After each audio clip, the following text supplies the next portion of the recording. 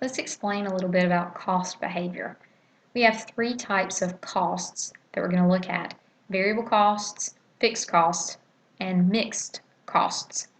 The first one is variable costs. These are costs that will vary, as their name implies, with differing activity levels. So if you are a manufacturing firm and your production level changed, for instance, do you have costs that will vary in total? We're talking about total cost right now. So I'll give you a few examples, make a little bit more sense, hopefully. Your direct materials, right? What you make, whatever it is we're making today. Let's say that, I don't know, we're making birdhouses today. So we might need some lumber for that, some type of a wood product. Or we could be making plastic, but let's say we're making them out of wood. So whatever that wood costs me, that's part of my direct materials. Well, will my direct material cost change if I produce 5 birdhouses versus 500? Well, it should. I'm going to need a larger supply of that material if I'm only going to make 5 birdhouses versus 500. So my total direct material cost will increase as that activity level increases, as I produce more birdhouses. Would be direct labor. So again, we're making the birdhouses, right? You have someone that actually puts those together or assembles those for us. Well, if you make 5 birdhouses and that's it, you're probably going to have a different total labor cost than if you made the 500. You might have more people working, or if you only had one person, you're probably going to pay them more though in total because it's going to take them longer to make 500 versus 5. Another thing that we can talk about with variable costs and actually all of our cost behaviors is the difference between total cost and the per unit cost. Now, so far I've been talking about total cost. Okay, if I said how much labor does it take you to make 5 birdhouses, maybe that takes, I don't know, $50. But if I said how much total labor does it take you to produce 500, well, maybe that's several hundred, $1,000, $2,000, I don't know. But it's going to be more than it was for just 5 birdhouses. But on a per unit basis, we'll keep talking about labor, for instance, and that's our last example. If you paid someone an hourly wage to put those birdhouses together for you, let's say you paid them $10 an hour. So if they spent an hour on each birdhouse, that's $10 per birdhouse. We made 5 of them. Well, there's the $50. If we made 500, okay, again, my total cost jumps, right?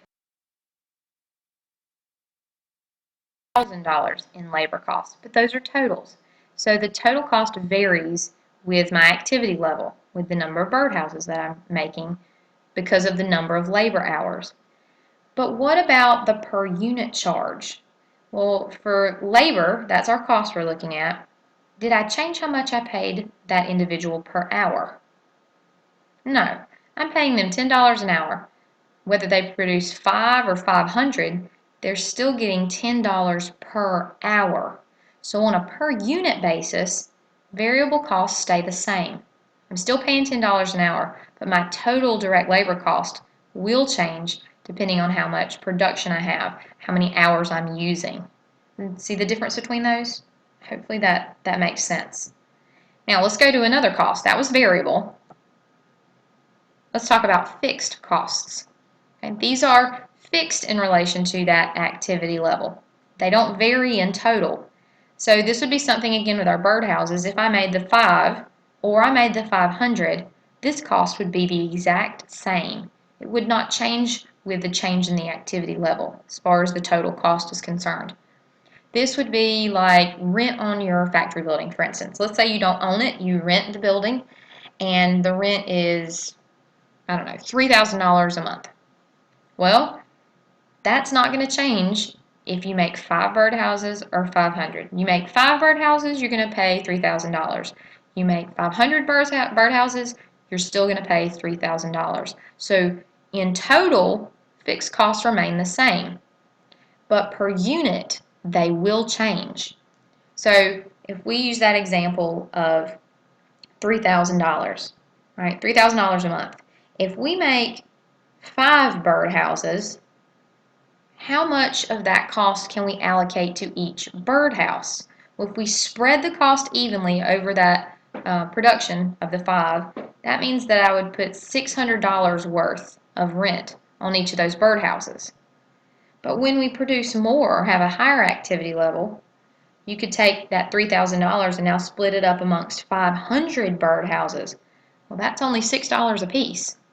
So for fixed costs, the per unit amount will definitely change for the activity level, but the total amount will not. We still will pay $3,000 regardless of how many birdhouses that I make. But on a per unit scale, it will change. Our third behavior is a mixed cost. So if it's mixed, it's got a little piece of both of the others in it. So there's some part of it that is variable and there's some part of it that is fixed. Good example of a mixed cost would be your electric bill or your water bill, either one of these. A lot of utilities are mixed costs. Let's say that, and you can think about this with your own home, okay?